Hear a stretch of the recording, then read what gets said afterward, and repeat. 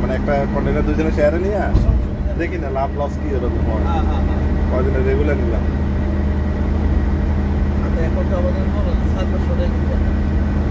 আগে দাম দেবো আমাদের সাধারণ মতো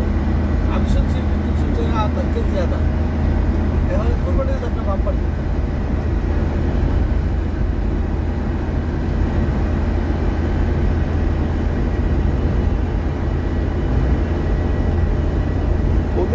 বেশিরভাগই হলো ব্রিজ এলিভেটেড এক্সপ্রেস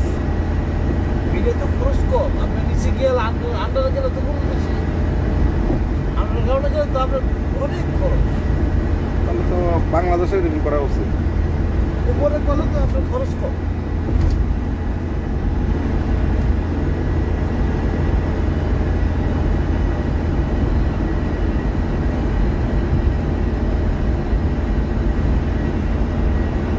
যার যার লাইনে সে চলতে